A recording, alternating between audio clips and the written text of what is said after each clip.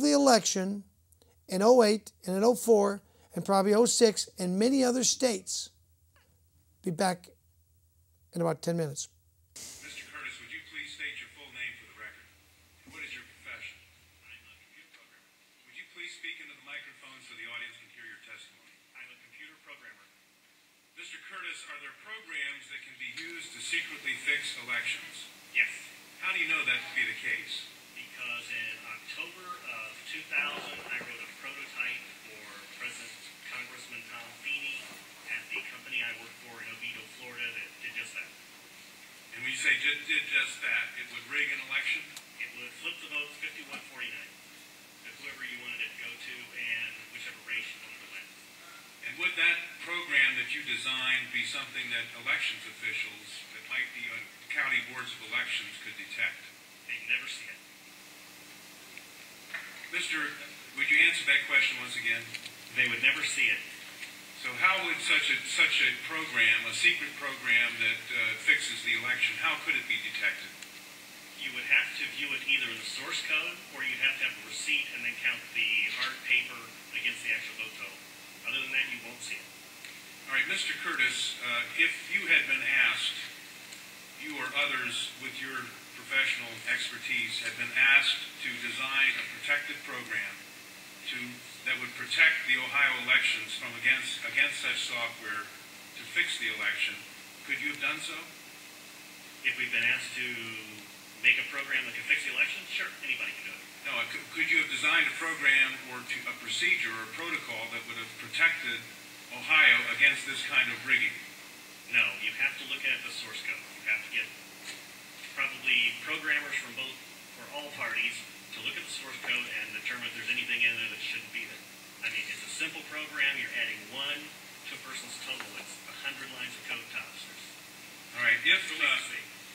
Are you aware of whether there was any protective action in Ohio against this kind of vote rigging through software?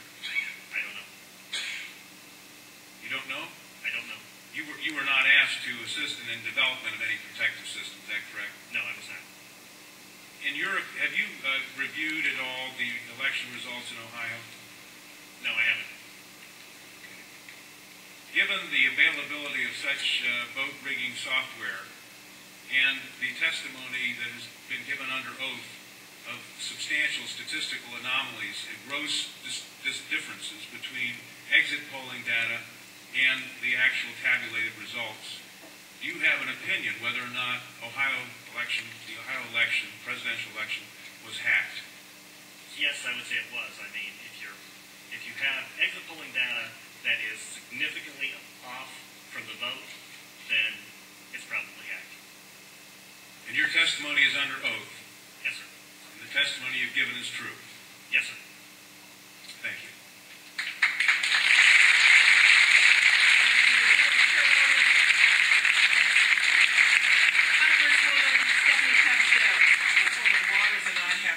Question back to the podium. Who did you say you were asked to prepare? I was asked by Tom Feeney. He's now a congressman. At that time, he was Speaker of the House of Florida, Yang Enterprises, which was the company I work for, lobbyist, and their corporate attorney. He wore a lot of hats. And at the time, he was the Speaker of the House of Florida. Is that what you said? Yes. Okay, thank you. Congressman.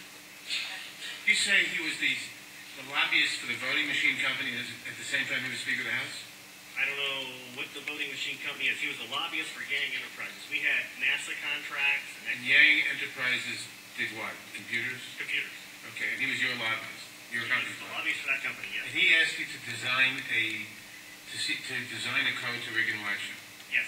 While he was Speaker of the Florida House? Yes. This was during or previous to the 2000 election? Yes, October, end of September. And did he ever express why he wanted a code to rig an election? No, I immediately assumed that they were trying to keep you guys from cheating them. So I wrote up the documentation of what you would look for in the source code, how you would make sure that you didn't get, taken advantage of, make sure that all voting machines had receipts, because that way you could back count the ones that looked a little funny. And I handed it in. By receipts, you mean a paper trail? Yes, paper trail. I handed that in to Mrs. Yang and said, here's your report, here's your program.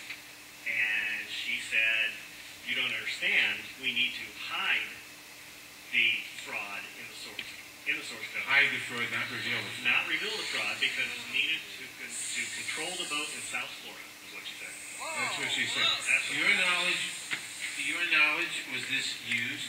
I have no idea. I was ready to leave.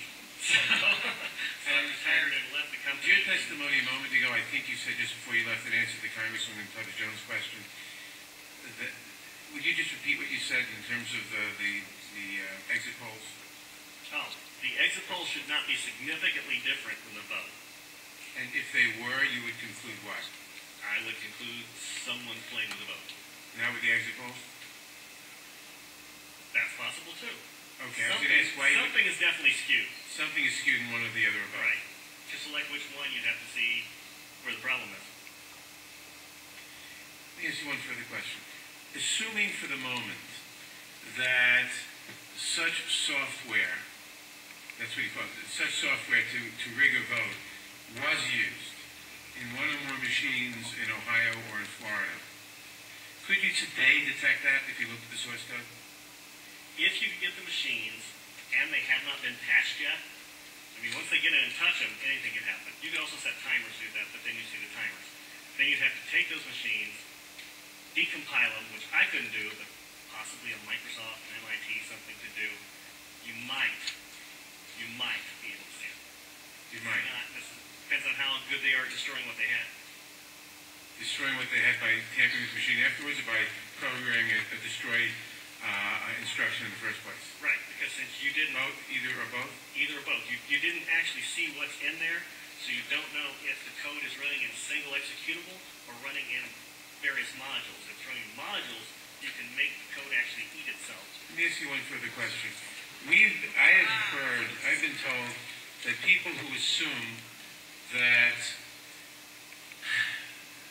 lots of the election results, or that a large fraction of the election result in any state may have been affected by deliberate fraud in the computer, are paranoid because in order to do that, you'd have to have access to thousands of machines, and that would be readily detectable. To what extent is that true? It depends on the technology you use. If you did a central tabulation machine that fed in, all you'd have to do is set a flag. You set a flag, the central tabulation machine would then flip your vote. So one person putting in bad code in a central tabulation machine could affect thousands and thousands or tens of thousands of votes. Right, and you could activate either automatically, or you could make it so that there's code existing on like an electronic machine that feeds it, where you would punch it in, it would set the flag, the server would see the flag, and then... And if you had a recount, and there were no paper trail, would that be, assuming that had happened, would that be revealable by seeing a discrepancy between what the central tabulator showed and what the individual machines, which had not been tampered with, showed? Not if I wrote it. Why not? In other words, I would make it match. You could work back from the tabulator to the individual machines, so the tabulator would tell the machines to switch their results? Yes. Talks both ways. You can flip it to whatever you need. And they actually do talk to each other, the machines and the tabulator. As long as it's networked together, they can talk to each other. So in other words, there's absolutely no assurance whatsoever on anything with regard to these machines? Absolutely none, unless you look at the source code and make sure it's safe before it goes out. Thank you very much. Thank you, Congressman Mathers. I know that Congresswoman Waters has a question, then Senator Miller, and then Congresswoman Stephanie Tubbs Jones. This will only take a moment if you would come back to the... I'm new at this. As you know, there has been a lot of discussion about, I think it was... Well, wasn't that amazing? That was Eugene Curtis. I apologize for the poor quality of the video.